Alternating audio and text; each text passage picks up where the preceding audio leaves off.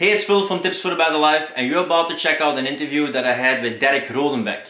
And we had a chat about the creative journey. Through a lot of trials and tribulations, Derek finally found out that curiosity and creativity is his ultimate passion and goal in life. So now he motivates other people to start drawing out their creativity with this amazing community, Art Bros. He's a creator, an inventor, an illustrator, and he even makes his own comics. Now this didn't come all at once, he even flunked art in school. So for everybody who's struggling with creativity, the creative process, not fitting in at school, not conforming and being a rebel, this is a great interview. And if you would like to stay up to date with tips and interviews on how to live a better life, don't forget to subscribe.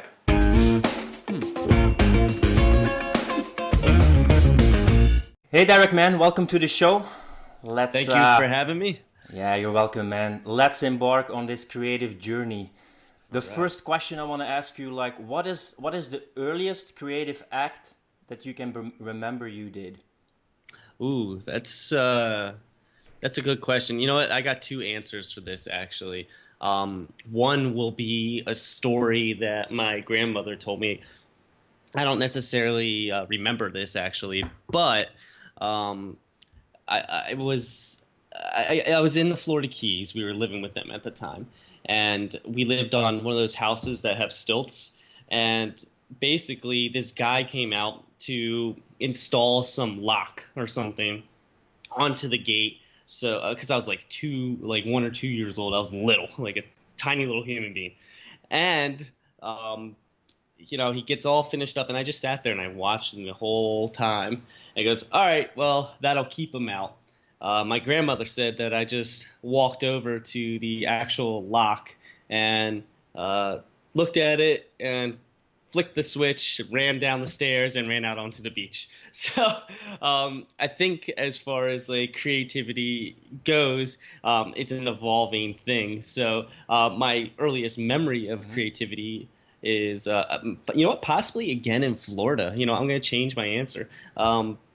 I was playing on a big mat, and they had like those cities on them. I don't know if you've ever seen them Yeah. or whatever, but yeah. And I had little Matchbox cars, and that, just like driving around on the mat and playing with the cars and coming up with whatever narrative I don't remember, but and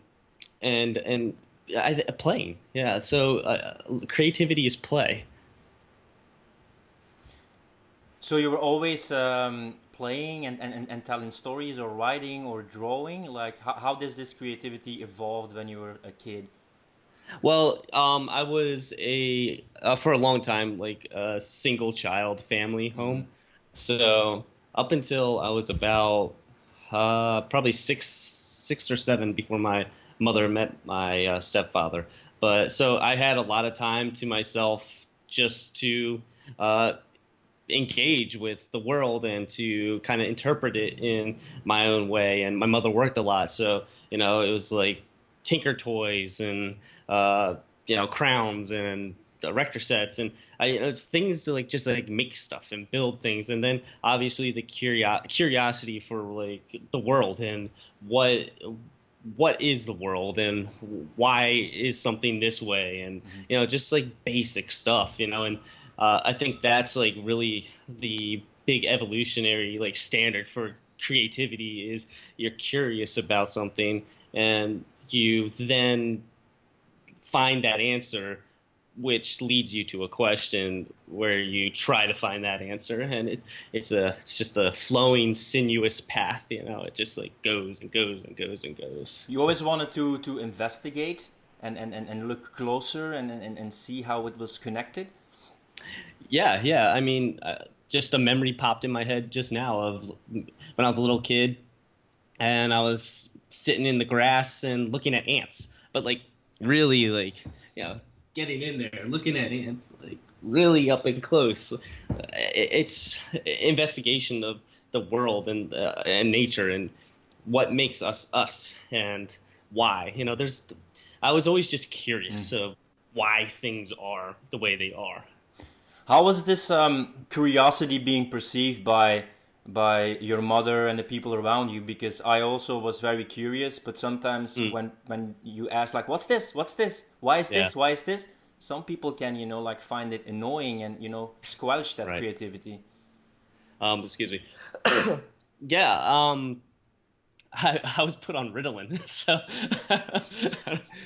for those who don't know what that Hmm. is, it's a drug for attention deficit disorder and also hyperactivity. So I mean that's just like the bottom line answer. Like I was subdued. I wasn't the way society wanted me to be. So, too curious. How do you look back at it now? The fact that you had to take Relatin, if you would have to travel back in the past, do you think it was a good thing for you or not? Oh, hell no. No, not at all. I think limiting people's the way people like look at anything is terrible. I think it just as far as like that time period, like I went through a lot of crazy stuff, you know, like I was going to multiple schools. Mm. My family situation was volatile, changed a lot. My stepfather then passed away. You know, like there was this very like up and down, in and out. It gave me a lot of perspective and contrast from a very young age about what the world can offer you, but what the world can also take away from you. You know, and I think that it's excuse me, sorry, I'm gonna cough a little. No problem, man. um, Going back to the question though, what did you ask again? I'm sorry, I lost the point there. No, I asked if it was like the right choice because I see some numbers of Mm, kids and especially boys who are on Ritalin, who study. So there's a part of the creative aspects which is always rebellious, which always yes, goes against the norms, right, and right, creativity sometimes starts with asking questions, and often we have an education system which is based on giving answers. So right. a lot of creative people have a difficulty, you know, staying in the standard education system. It's hard. It's really hard. I did miserable, like terrible in schools. I went to 13 schools growing up though. So, I mean, just missing curriculum points within public school systems. Everybody's kind of at a different pace and a different track. So it wasn't up until I got to a time frame where I could go to college. Uh, that's where I really was able to kind of accelerate, I guess, my education and learn. But I mean, I'm now even looking at going back again right now. So it's interesting how you can. I think like with schools, just in general for public schools, it's very difficult for creative people who really do want to forge their own path because it's a system that's developed to kind of systemize everybody and Conformity. put yeah, and put them into a line. And I mean, you even look at a line like anywhere. People know what a line is. They get into a line. They don't move. They don't talk. They're just, you know. Um, yeah, and I was Yeah, never a robot. and always creativity often is always something new, a new act, making new connections. So Hmm. it's also a unique expression of ourselves when we start to express ourselves creatively, like dancing with the body, painting, singing, or Yes. whatever. And it's also a pain point for a lot of children because they feel like if people don't appreciate it, they get rejected for their most unique expression. So when you talk to Yes. some people who have a trauma, it often has to do with the first creative act or expression because they feel like their Yes. uniqueness is being rejected.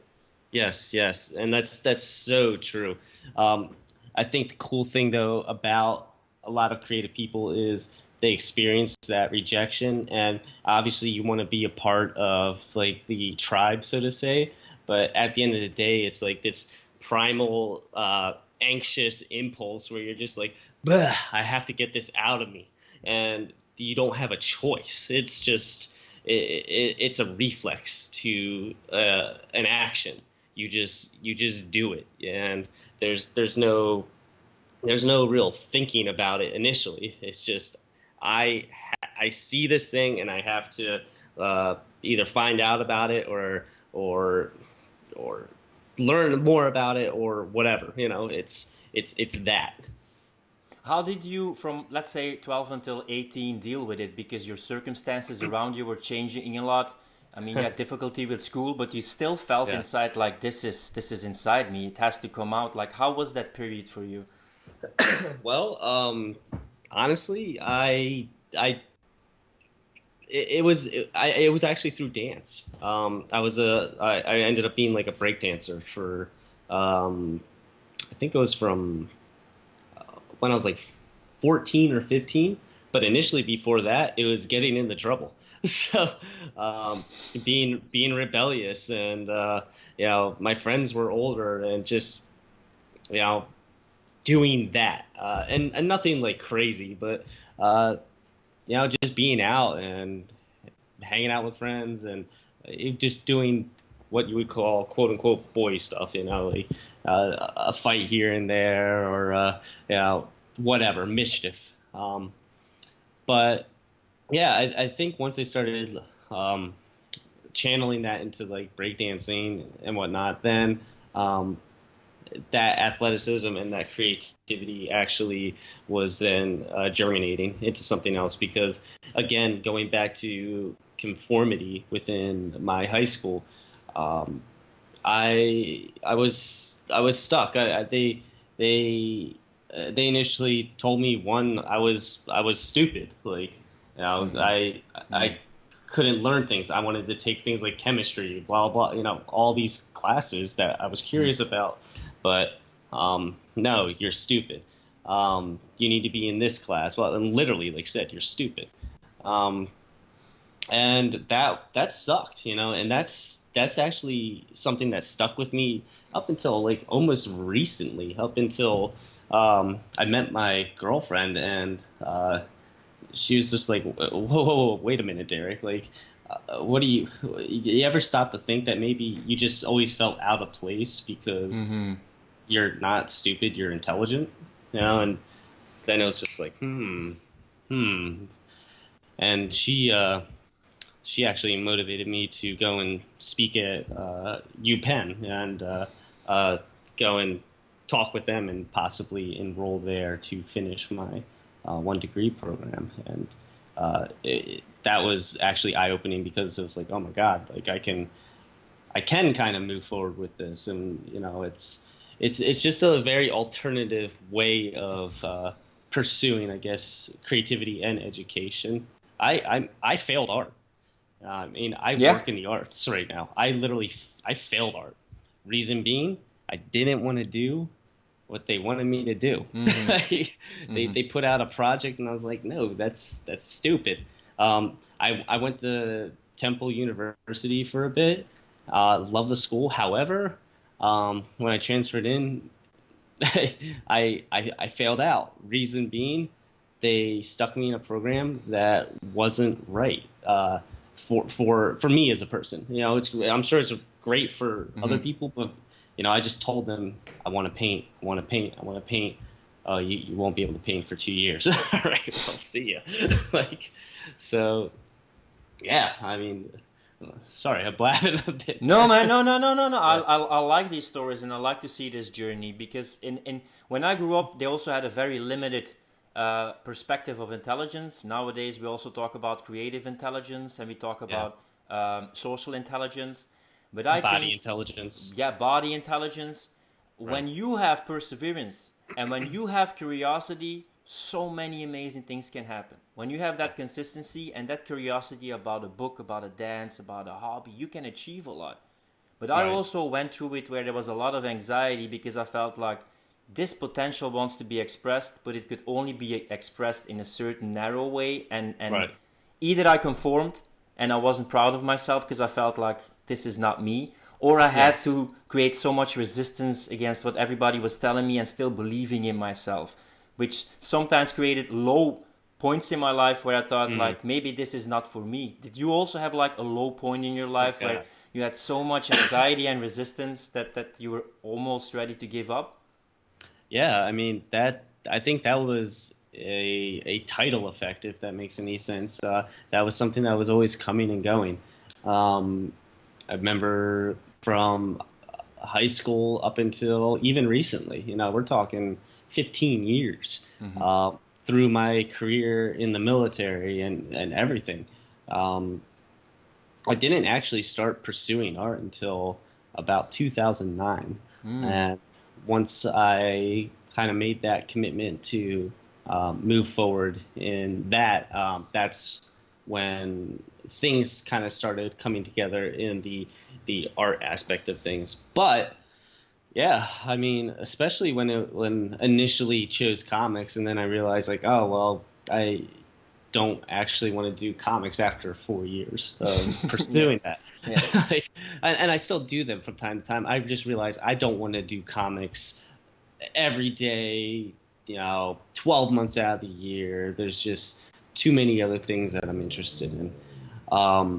But yeah, there's so many instances where you get to that edge and you're just like, why the hell am I doing this? Oh my God. And it's frustrating. And I think like any creativity, like type job or hobby can be frustrating. The reason is because you're then very much focused on a outcome and not necessarily the actual act. Yeah, what I recently come to a conclusion is that I think a lot of depression and anxiety is created be- between the gap of the person and your potential you could express and the person Right. you are at that time, and a lot of times creatives are visionaries. They already see the vision, something in the future, like Yes. this is the picture. But a lot of people are grounded and they look at the present point of view and they just don't get the vision. And you're already Yes. painting something and they're thinking like, no, this is not realistic. But it starts Right. with a vision and believing in it. And to only believe in it by yourself, that's hard, man. It's only when you have a Hmm. mentor or some people who, create an environment where you can fully express that it can start to flourish. Yes. Yes. And again, going back to the vision or the visionary aspect of things, The that's the sound broke up, Derek. oh, oh, can you hear me? Yeah, Can you? Yeah. Maybe it was like I don't know. We're good now. there's a little bit of noise on the mic. I don't know why. Here, hold on. I'm gonna turn it off, turn it on real quick. Yeah, it's good, man. I can always. Yeah. Is that good now? Yeah. Okay, good. All right.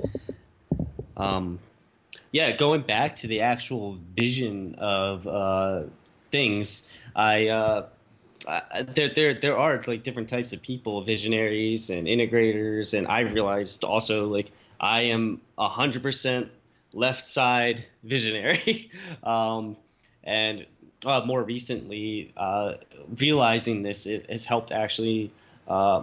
My creative process with my workflows, and whether it's a business idea, a piece of artwork that I'm doing, or a comic book that I'm working on for a client. And a lot of that goes back to then continuing to recycle your ideas and write them down and have them out there, put things on whiteboards, have a map, and really describe what it is that you want for your outcome. But doing one thing at a time and focusing on one thing with like a lot of intensity, and then finishing that thing and having that fulfillment of that finishing of that thing, and then moving to the next thing instead of trying to juggle all these different ideas all at once.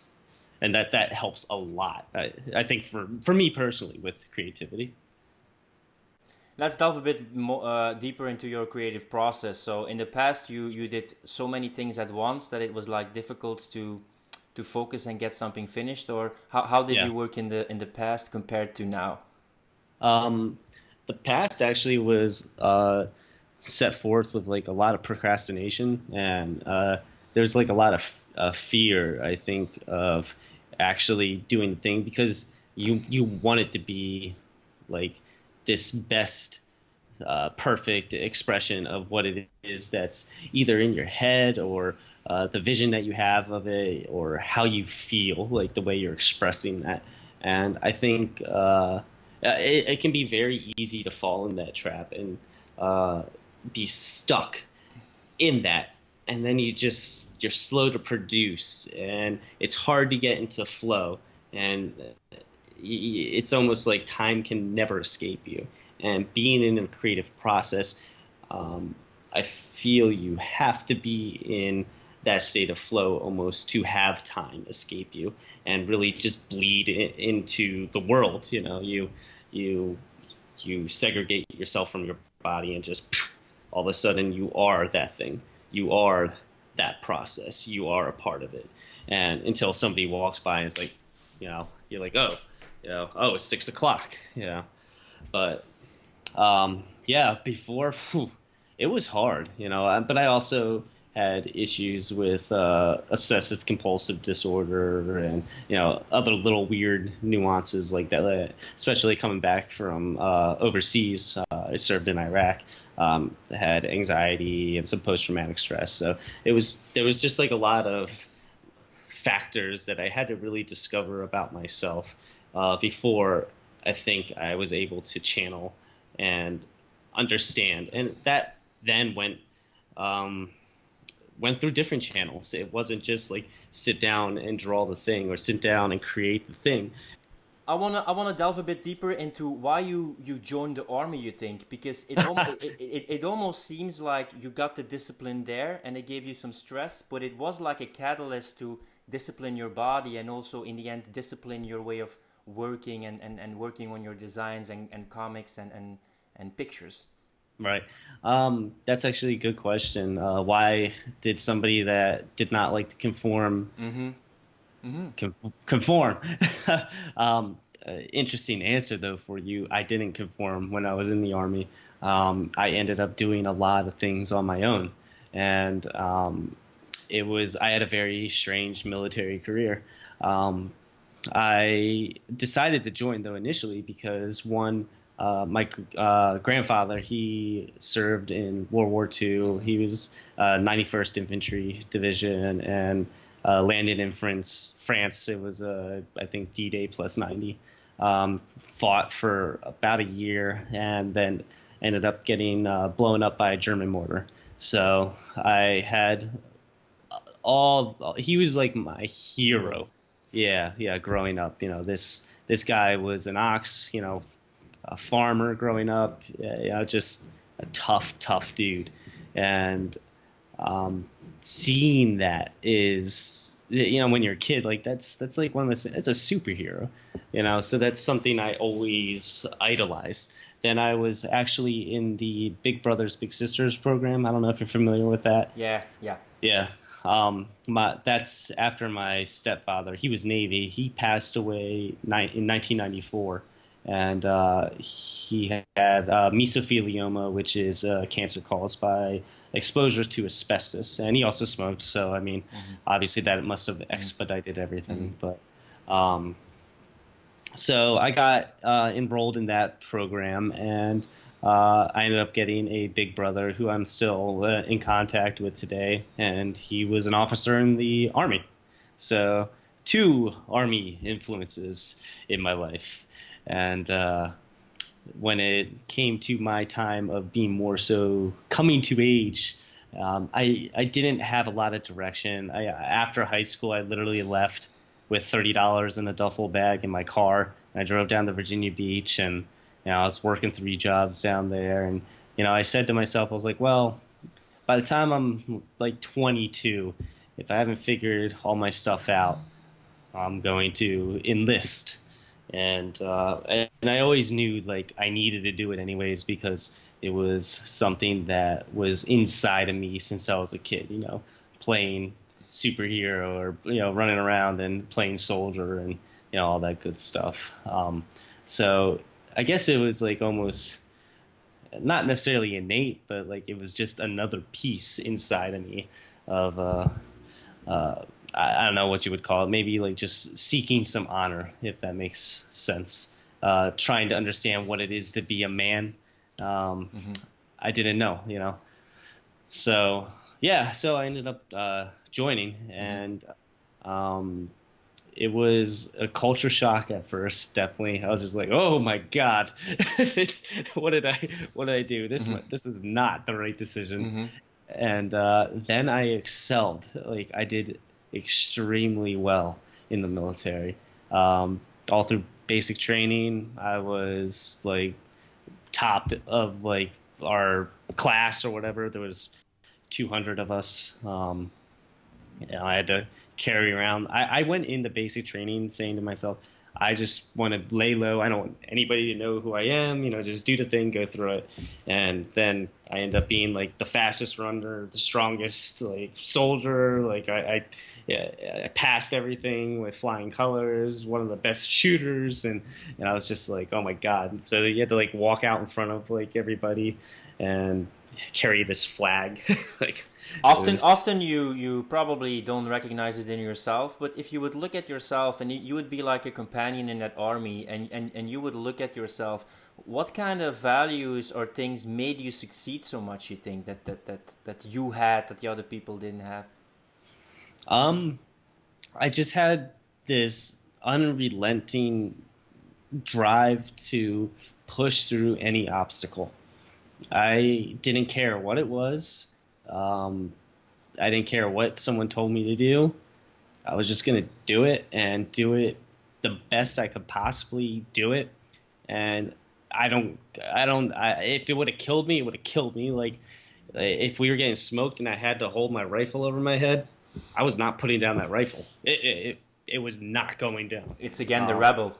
yeah, like it just, I would not quit. I would not stop. I remember just being brutally sick, and we had to set up basically like charges for claymore mines, and I'm crawling across the ground, and this is like you're deep within the flu type sick, and I was still like doing this thing, and I don't know. I look back at it now. I'm like, holy crap! Like, how did I walked 10 miles once, having to like pee, and like the drill sergeant said I couldn't pee, and I held it for 10 miles. Like, what? Like, I would never do that now. But going further into the career, yeah, then I volunteered to go overseas, Hmm. and I would volunteer as a PSD like mission or whatever. It's just a personal security Hmm. detail, and then I started filming everything, and from that, I'm giving you a real Cliff Notes version here. I ended up taking over a job for the public affairs officer of the brigade, and uh, that was like a slot for a major. I had just got promoted to sergeant at that time, and I was doing like live news broadcasts and really telling stories, and uh, I would just kind of go out and do things with other units and do stuff on my own. I was really segregated, and yeah, so I had a command structure, but I did my own thing, and that's really what it was through my entire military career. It was all right, this is where I kind of fit, and I'm really good at this, and we'll go with that. And the good thing is the command recognized that, and so they utilize me, in the best possible places. Yeah, I recognize a bit of what the story that you tell. A lot of things I went through the same phase, and I feel like Mm, when you read the book King Warrior Magician Lover, I think a lot of young guys, especially yeah. creative guys, they get in that warrior stage and they get like Uh, they want to yeah, they want to transform themselves, and they yeah. want to fight. The fight is mostly against themselves until they meet some fellow men and they're exhausted or they're their wounds. And then Hmm. oftentimes, in my case at least, the magician stage starts. The mindset, the skills, you got the Right. perseverance, you got the willpower, you got the sort of vision, you got the strategies of a warrior. But then you want to, not contribute just to yourself and your body, but also to a legacy. Yes. Yes. Yes. Definitely. Definitely. So that's when you started. Then you resigned from the army, and then you started just doing some 9 to 5 jobs, or were you already busy doing something with drawing? Well, then I started drawing again when I was in Iraq, and from there I was just like, maybe I can do this, and um, I had seen an advertisement for what's called the Kubert School, and it's just a comic book school, and it's very again. It was an accredited school, but you don't get like a degree or anything. But it had direct ties to DC and Marvel Comics. And Do you think you can teach creativity in school? that's a good question. I think you can set up scenarios for creativity to blossom, but you can't directly teach somebody to be creative. That's something that is innate, and that's my opinion. But um, I think creativity is it's a it's just something that some people have it more than other people, and um, not that that's good or bad, but some people, like creative people, like for me, for example, I need somebody that is just like very sharp, to the point, like cut in, like, hey, here's a schedule, here's things we can do. Like if I have like an integrator and somebody that could really like structure something, like, and just take my ideas and make them happen, dude, oh my god, like that's amazing, you know. So I think there is like kind of like these two type of archetypes in the world. Yeah, yeah. Some people like I'm just doing some stuff. I don't know where I'm going to end up, and somebody says like, if you connect this with this or do this with this, whoa, man, this and whoa, I Yeah, didn't even know that that this would yeah, be like the more structured, analytical kind of process. And other yes, people sometimes are idealist, go with the flow. We'll see where it ends up, yes, yes, yeah. And I think that's like what's so cool is because, you know, we as human beings aren't just one entity. We are all connected from the same source of, you know, from a like a subatomic level, you know. The cool thing is like there is that connection, and you know we are incomplete until we all kind of form together and we're able to then make something. And I think that's like really really interesting that there you really isn't one person that just like is able to like do that one giant thing. It's a combination of people.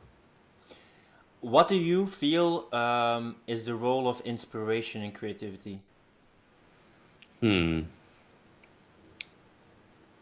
What do I feel is the role of inspiration in creativity?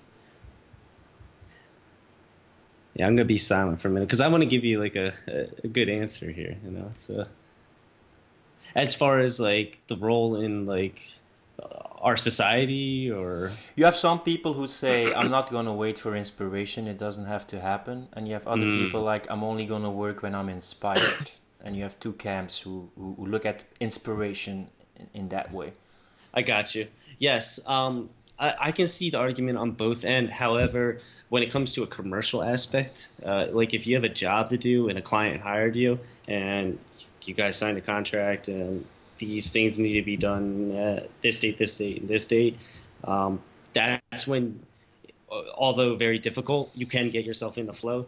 You have to subside on creativity and you just have to make yourself creative. And a lot of it is just literally stepping up to the plate, getting your stuff together, taking a deep breath, and just being like, okay, I got to work. You know, it's the job. I got this, how I'm going to get paid right now. So I got to work. When it comes to a project, maybe that you have some more time on, or you're able to bring to light yourself, then I think you can have a little bit more time for the freedom of creativity. But I I don't think creativity is just something you get from like standing here or whatever. Like you have to go.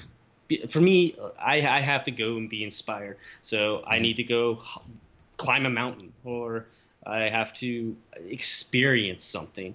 You know, see a group of people, watch, I don't know, elderly people hold hands when they walk, or maybe two people fight. Like it's, you know, uh, whatever it is, it's about life. And I think being creative is really opening your eyes and having a wide perspective of the world that is around you. And how can you not be creative then when you just see so many integral things in our world?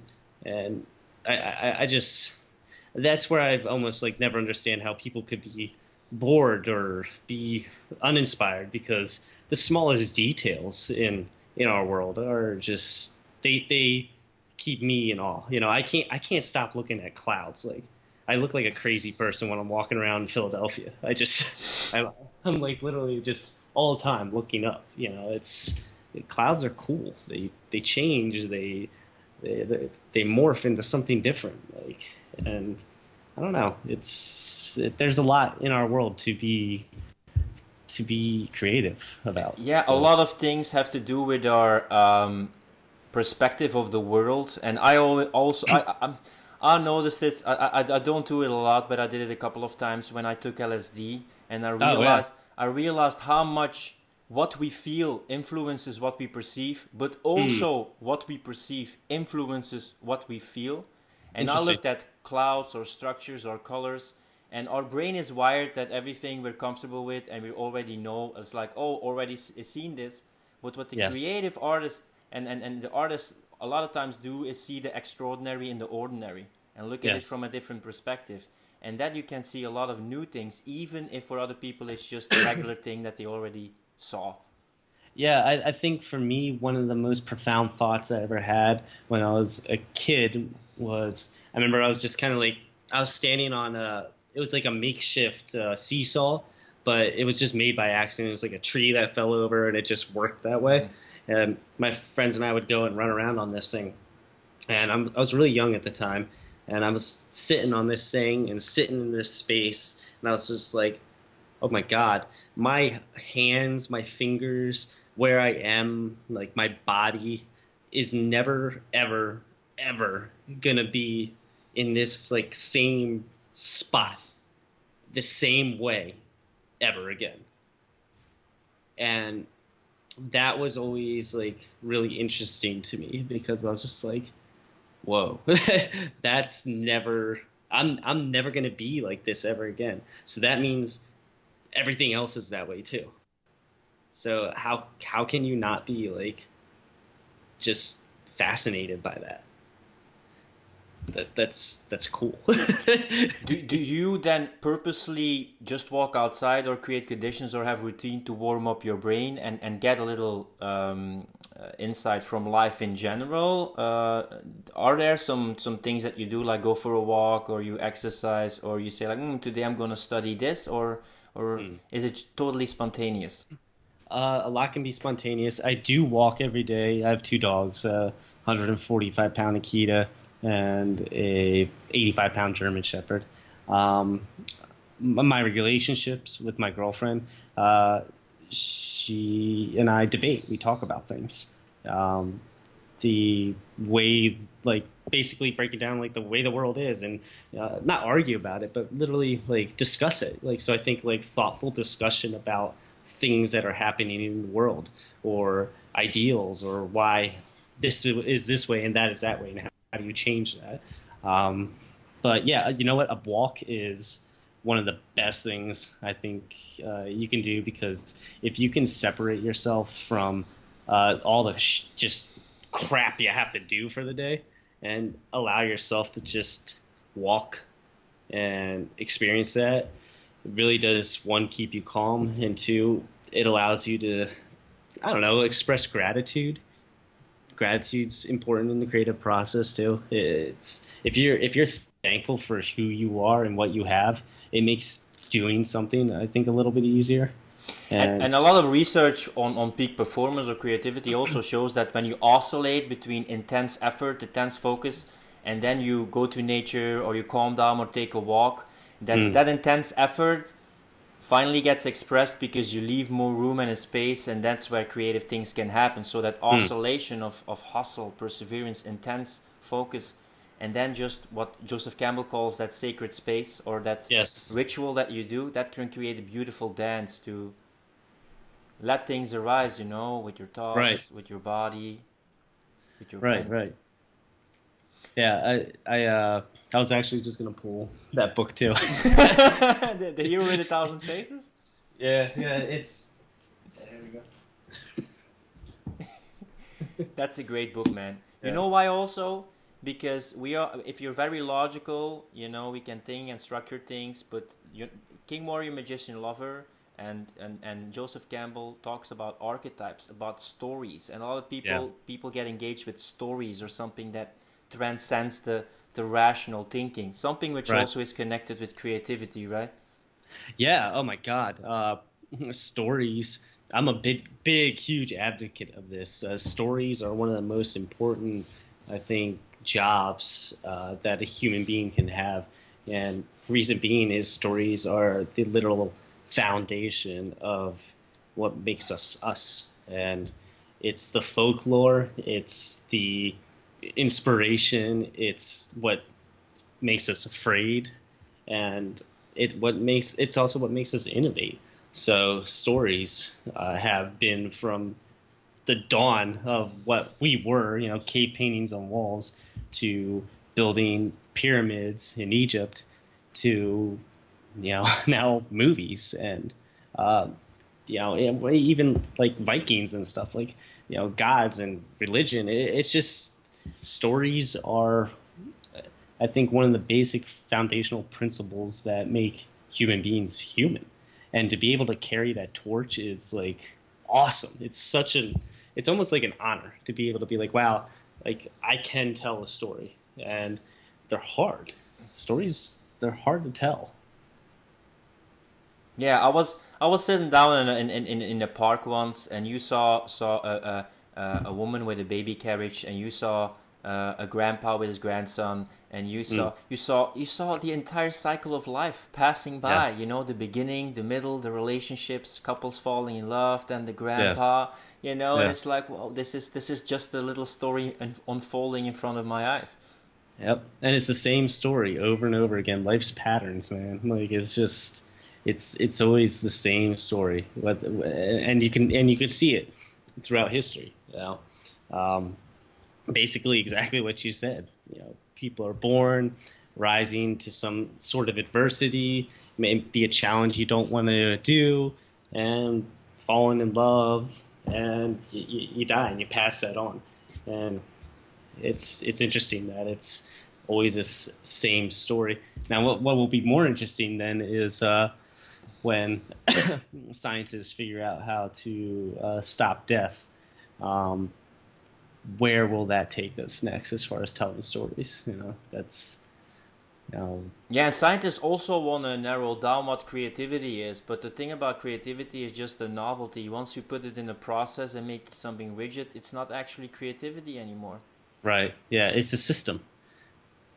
Then once you have a system for something, then it makes things less problematic. It makes things less. Isn't that the interesting thing about people, that they want control a lot. They want to know their girlfriend or boyfriend perfectly. Yeah. They want to reach the end point. They want to get down the process, but once they have it and everything is Yeah. predictable and in control, they would be bored out of their minds. Yeah. I mean, two things. One, why would you ever want to like speed any of that up? Yeah, I mean, you're literally just then wishing your life away. If you want to wish you were there, get to this point, like you're being in the now is, I think, the best thing. Like being aware of that. That's amazing. But yeah, I forget what I was going with the I other think thing. this will be like just because always the topic of technology, creativity, and social life interests me so much. Being in the now is so important, yes, Yeah. but we have now the paradox of choice and so many choices, and people will be able to put on the Oculus Rift, maybe with a GPS, log in everywhere, and have a synthetic experience which feels real. So every Yeah. moment people can be at a different place doing something else, and shop for that experience, almost like Neo in the Matrix where he learns flying and stuff. So being in the now is important, but if you have so Yeah. many choices and experiences and other things you could be doing, that will create a lot of anxiety, and being paralyzed by the being overwhelmed of all the different lives we could lead. Yeah. Alan Watts kind of spoke about this with like if you could dream a dream you controlled. And for those who don't know, Alan Watts is a philosopher, passed, I think it was like 1970 something. but really, really awesome Eastern philosopher. Um, if you could choose your dream, and your dream was 75 years long or longer, you would eventually start changing things in your dreams and letting go of things in your dreams. And eventually, you would let go completely and you would be where you are right now, living the life you're living right now in each of these 75-year dreams that you are having. So, yeah, I mean, letting go and allowing things to happen is experience with life, which will then cultivate the creativity for you to do the things that you need to do. When I looked at your pictures, it I feel it has something m- uh, mystic about it, Oh, cool. and Thank you. there's also a bit of melancholy in it.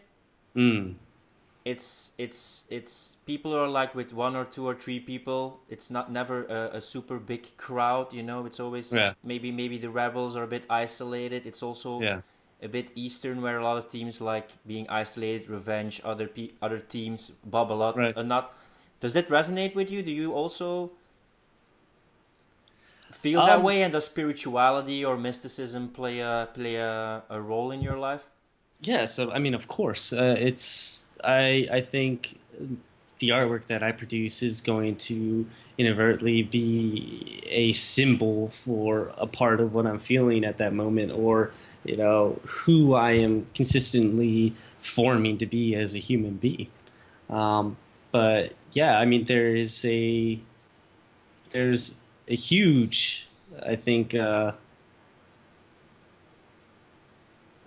yeah, I no, I really agree with you. I think there is those aspects within uh, the work that I am producing, especially if it's a personal work. Yeah, because And it could be that that is like an addition of other things you know you have to cultivate or you're interested in. Because if right, you're like a warrior in the army, you would expect like the super rigid, you know, like very firm way of drawing. But when I yeah, see you express yourself with that pen, you almost see a different side of you expressed. yeah, yeah. I mean, I'm definitely like a lover. Like, so, I mean, I love life. I love people. I love the world we live in, and I'm almost like frustrated that I can't understand even more about the world we live in and the universe that we exist in currently. Um, so yeah, it's almost like you almost have to rein that back just a little bit too to be kind of in control of your situation. Going back to King Warrior, Magician Lover, but yeah, I mean, especially if I can, I like making people think. I think that's what it is. I want people to look at what it is that I've made and think. Or create a And story.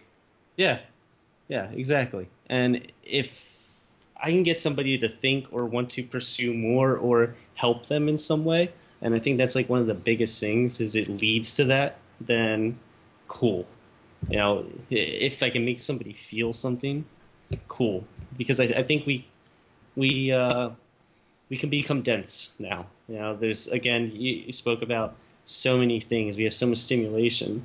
We don't have time to feel. And if you can't feel, how do you create?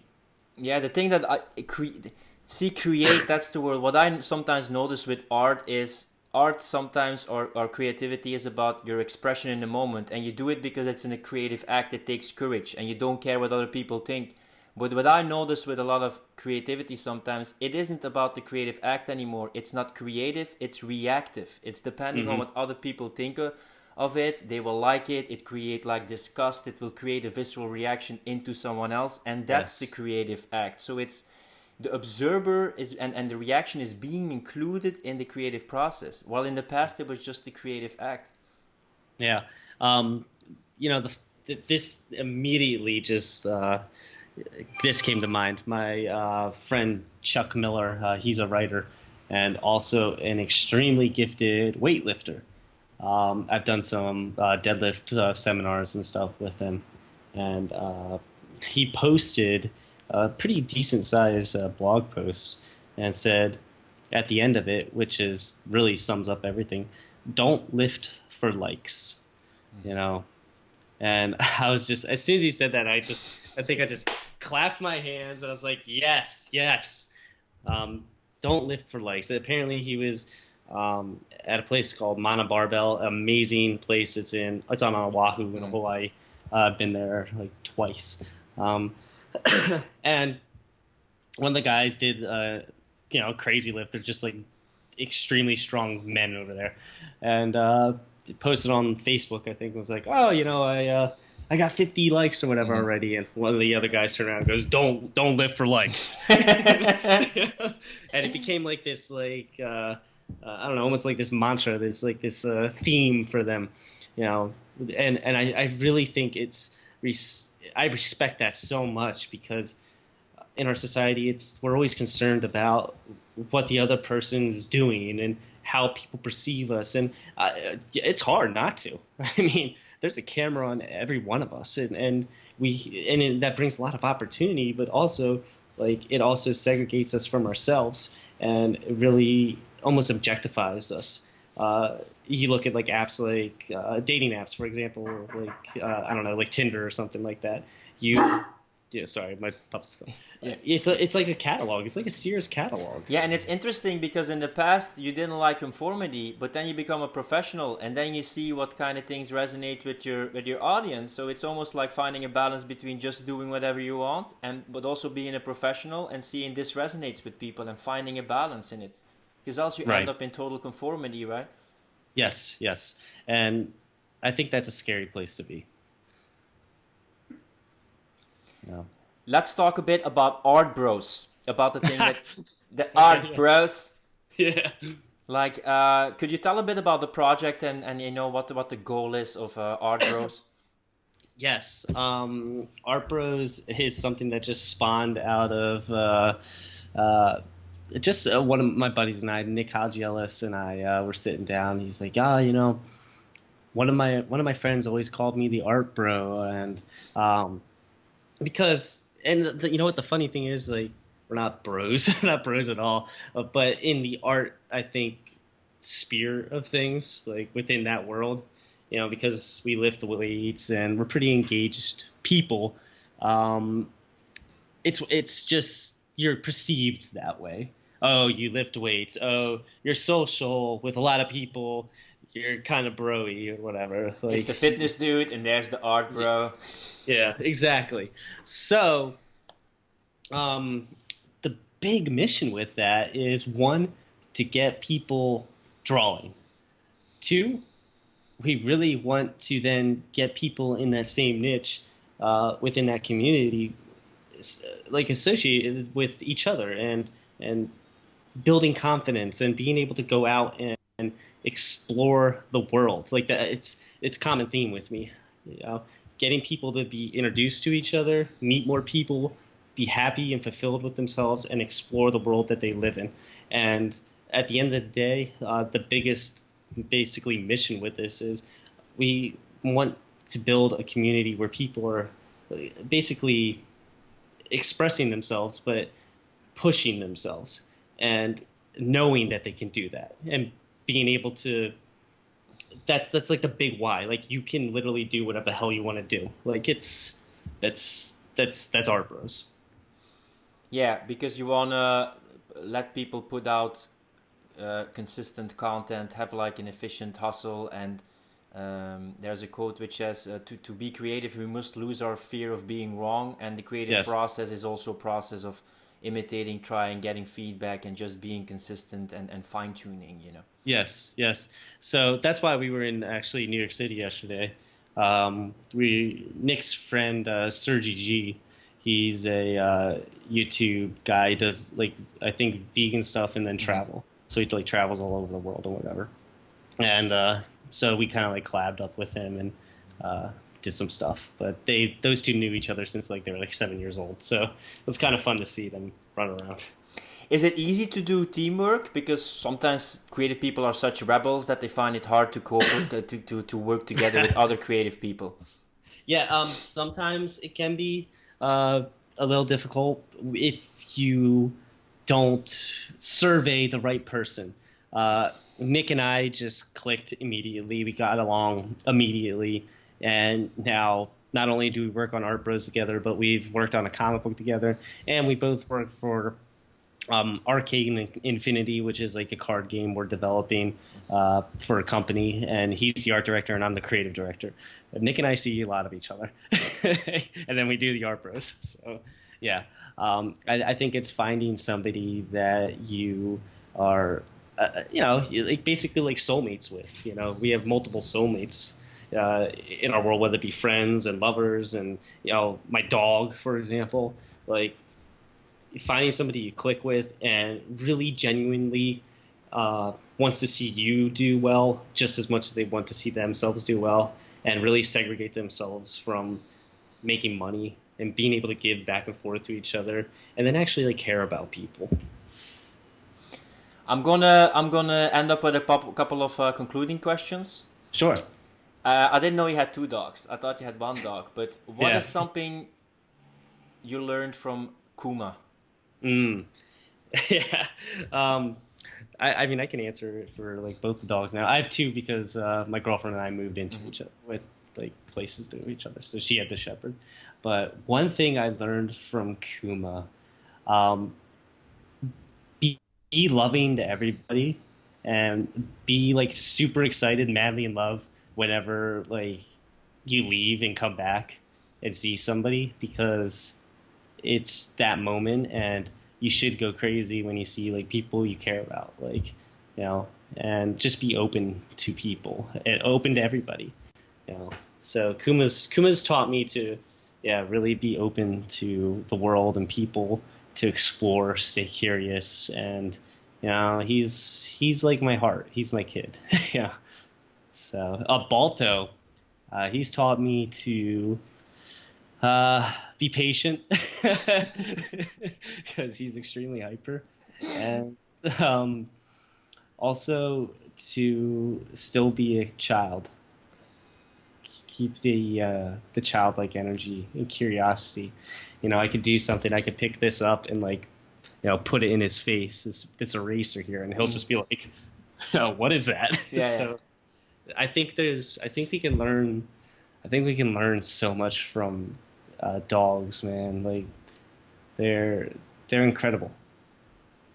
They're absolutely incredible creatures. They give unconditional love. They're curious about the world, and they genuinely just want to make you feel good. and they like to play, Yeah, which yeah. is It's also just, part of creativity.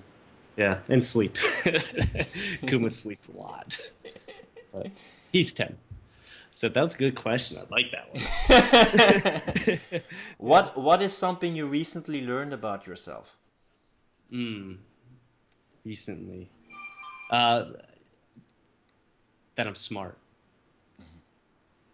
For the longest time, I was told I was stupid, and it actually took my girlfriend to be like, "No, Derek, you're intelligent," and blah blah blah. And then looking back at everything, I'm like, man, like, no, I am. Like, you don't connect with people the way that I have. You don't do the things that I've done, and even like on a scholar aspect, like just really looking back at my life, I was told so many times I wasn't smart by people because I wasn't conforming, that I believed it. And I think now, being able to look back at everything, I just believed that lie because other people were telling me that lie. And I had to tell myself that it doesn't matter what those other people thought. It's what's real. And that was like a hard pill to swallow, because it was just like, you almost feel like you were then stupid for uh, really feeding into those people's bullshit. Yeah, it's a process, right, of self-love and gratitude and being grateful and allowing yourself to realize you Yeah. achieved a lot, man, and you tried a lot of things and you tried this and this, but look where you end up, and it had to happen because it had to happen, but I'm a pretty cool dude. Yeah. Yeah. I mean, just this year, for example, not even a year ago, I was homeless living out of my car Mm-hmm. because my landlord didn't pay taxes, so we had to move out. And within that time frame, I basically became a creative director of a company. I did Strength Camp Challenge. I was a sponsored athlete.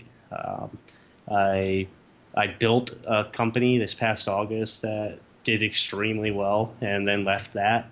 And I've been developing projects and doing comics, and you know, I think it's just like a testament to not just myself, but like to what we can do as people. You you can be in a adverse situation, and you can have all the world telling you that you're you're not this or you're not good enough for that or whatever. But as long as you just believe in who you are as a person, what you have to offer this world, then there's no stopping you. Like, it doesn't matter if, people put spears in your legs. If you want to walk up the hill, you're going to walk up the hill. Yeah, or if you gotta go pee for you can't do it for Yeah. 10 miles, P, you can yeah, still P do for it. 10. I will never do that Yeah. again. Don't do God. this at home, kids, or when traveling. Oh my God. What is a good, meaningful life for you? Um, one, continuing to be surrounded by the people that I care about, exploring, staying curious, and creating things that people can utilize, and not only utilize, that'll benefit our world and the environment, and giving back to as many people as I can, whether that's through a story or through an invention or a talk. Um, just always being open to the differences of each personality that I encounter, and trying to be patient when someone's testing me. And I think that will bring about fulfillment, continuing to grow and be better each and every day, and connect to people, um, and love. Yeah. The last question: if you could ever be a comic book hero, who would it be? Mm. Why? And what would be the first thing that you would do? I mean, if if I was younger, I would have said Batman. A little bit older, I would have said Spider-Man. But now, I'm gonna grab it real quick. I would be Invincible. So this year here, and reason I would pick Invincible is because he is basically like, he's an adult now, but um, he's an alien essentially, and um, obviously, other than being like super strong, can fly, and basically can't get hurt, but he continuously has to face adversaries that are always just somehow stronger than him, and each time he's pushed through these boundaries, he changes or learns something or grows in some way. So I think that's what is like really compelling about this. And interestingly enough, the writer for this comic is Robert Kirkman, who wrote The Walking Dead. A lot of people don't know he writes a lot of different comics, and they're all usually pretty incredible. But yeah, he's always challenged, whereas I feel a lot of the superheroes within the big two, Marvel and DC, they're challenged, but I think it's, oh man, I might even get like backlash for this, but they're not I think as relatable, Mhm. because one, they are old, and it's cool to see how the characters have changed and grown over the years, but they're not real. And this character here is real. Like, this character deals with the crap that we have to deal with in like normal life, but then is also a superhero and has to overcome not only the problems on this world but other worlds, and it's just, yeah. So I would be Invincible, and plus, like, you have a name like Invincible, that's pretty badass too. So What a fantastic way to round up this interview, man. It's not only invincible physically, but also being invincible like mentally, and yeah, also taking the the adversity and the obstacles into account, and knowing how to deal with it. If somebody would like to find out more about the work that you do and Art Bros, where can they find you and how can they connect? Oh, awesome. Very, very easy. It's just Derek Rodenbeck. You can type that in Google and everything will pop up. Instagram is my biggest spot. So DEREK RODENBECK. You can follow me on Instagram and I'll be there. Tweet me. I respond to everyone. So please reach out. I'm always happy to answer questions. Art Bros. Right now it's Facebook and YouTube. ARTBROZ. Z at the end because we're broy. All right, awesome, man. Thanks for the interview, man. Yeah, thank you so much for having me.